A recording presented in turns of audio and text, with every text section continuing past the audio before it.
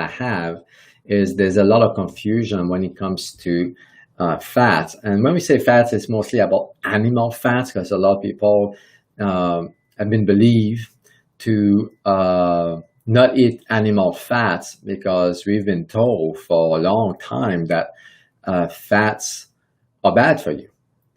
So let's go over a few things when it comes to this, and you will see that animal fats may not be as bad as what people think. So back in the days, in the 40s, 50s, and 60s, we started to see an increased risk of heart disease.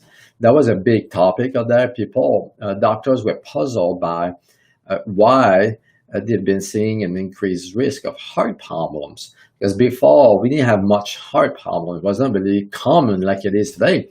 Today, heart disease is the first cause of death in the country.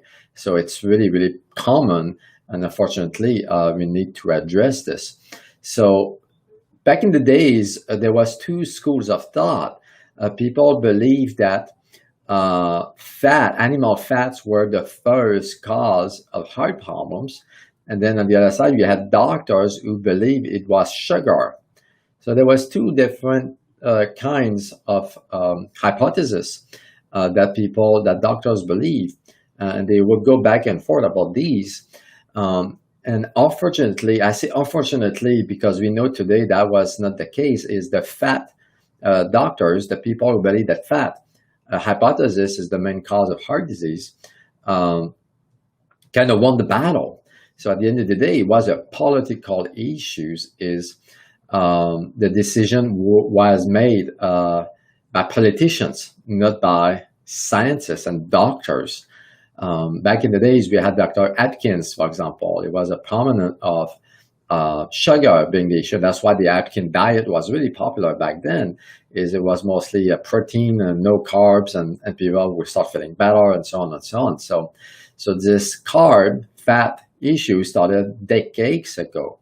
And if you look back at since we made these recommendations, which is to avoid animal fat, so that started in the beginning of the 80s that the US government came up with the first food pyramid where they recommend a diet mostly based at the bottom foundation of carbs. And then as you go at the top, it's some animal products, like really minimal. And that's the same thing today. Today, recommendations are even more strict, meaning that's mostly good quality starch, carbs, sugar is okay.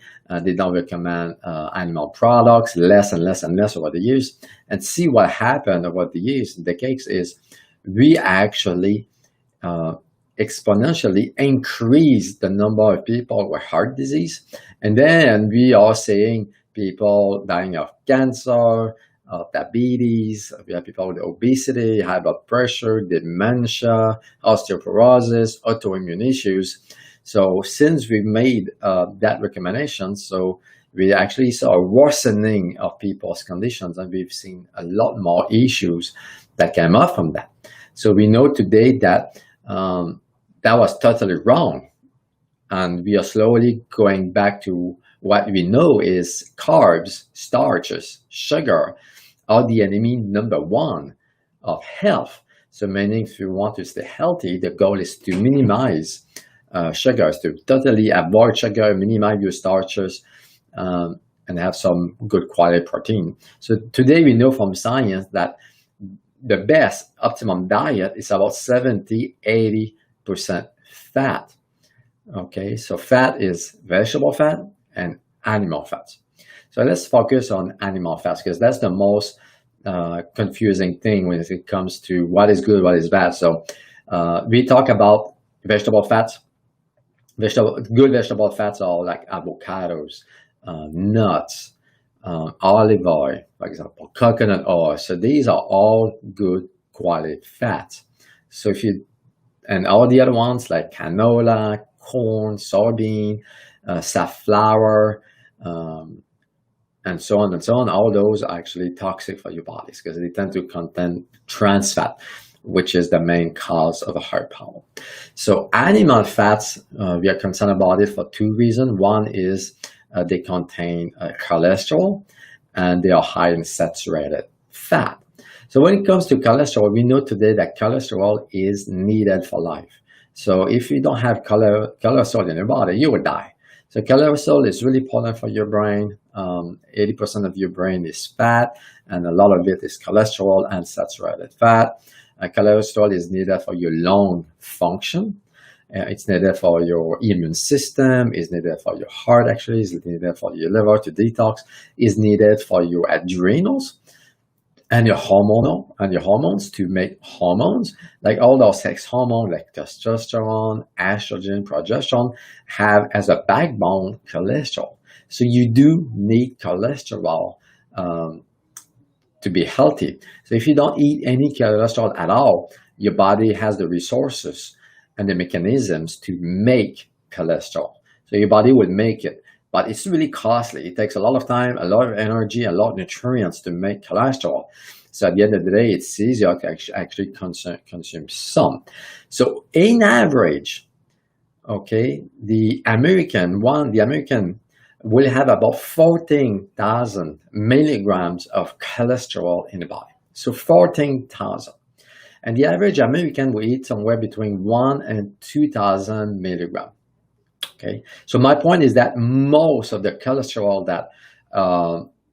that you need is actually made by your body.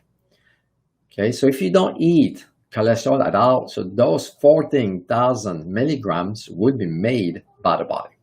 But if you eat cholesterol, let's say 2,000, so your body will make 12,000 milligrams. So your body will make less. So at the end of the day, you have about the same amount in your body, which is 14,000 milligrams. My point of that is people believe that because you eat cholesterol from cheese and red meat and eggs and butter, you increase your risk of getting heart problem because you eat a lot of fat, which is totally not true. Most of the fat, or the cholesterol, I should say, comes from your own body. So if cholesterol was bad, why would your body make about 80-90% of it? It doesn't make sense. So on the other side, as you get older, about 25% of the population cannot make cholesterol anymore. Okay, so you will have, those people will have to actually eat cholesterol from eggs, from butter, from red meat, meat, whatever. So the goal is to make sure that you ingest enough cholesterol for your body as you get older. This is a big confusion and myth out there is doctors recommend to avoid cholesterol, to avoid heart problems as you get older. But at the other side, there's a lot of consequences not to do that. And the main one is a brain issue, dementia, for example, Alzheimer's disease. All those can be helped by having a diet that contains cholesterol. Okay, so cholesterol is really important and is one of the most potent antioxidants. So the reason that your body makes cholesterol, one of the reasons why your blood cholesterol is high, today they say that if your cholesterol is 200 and above, you have high cholesterol, and they give you a cholesterol medication, a statin. Back in the days, it was 250 actually. So people who had cholesterol lower than 250 were okay. So what changed since then? The main driver of these changes is to actually add more people taking cholesterol. Cholesterol is one of the worst medication you can take, and I'm going to do a segment on that specifically. But my point of that is if you have high cholesterol, one of the reasons is for antioxidant. Like I said, the cholesterol is one of the most important antioxidants. Antioxidants are really, really important to help combat free radicals and inflammation and damage done to your body. So at the end of the day, we need to figure out why your body is making more cholesterol into your blood. So typically there's some sort of inflammation going on. So, and the other reason why you have a higher cholesterol into your blood is sugar. Sugar and insulin will drive your cholesterol to be higher. So diet has nothing to do with high cholesterol. As a matter of fact, high cholesterol is one of the easiest issue to address with diets because you just change the diet, cholesterol go down most of the time. And when it doesn't go down, like I said, typically there's an underlying issue with inflammation that needs to be addressed. So there's a lot of confusion. People believe that, oh, I eat a lot of cholesterol and my cholesterol is high. That's not true. As a matter of fact, me, myself, my cholesterol is really low, actually. But I eat a lot of cholesterol. My diet is about 70-80% fat. And I eat a lot of eggs. I eat fish. I eat red meat and so on and so on. So high cholesterol has nothing to do with the diet. So the other aspect of animal fat is saturated fat. Saturated fat from, like I said, those animal products are actually healthy for you. So same thing as cholesterol. So your body runs on saturated fat. Specifically, your heart. The main source of fuel for your heart is saturated fat. So you need fat for optimum health, heart function. So if you don't eat fat at all, your body will make it out of carbs. As a matter of fact, every time you eat carbs, starches, or sugar, your body convert these carbs into saturated fat. So again, if saturated fats were bad, why would your body make saturated fat every time you eat carbs?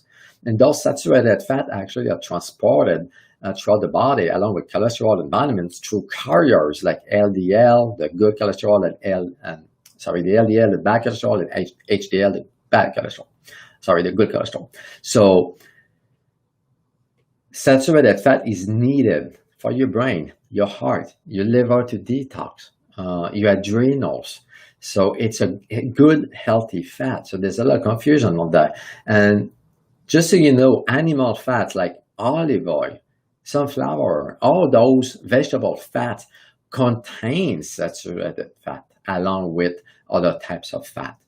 As a matter of fact, olive oil has a lot of saturated fat in it.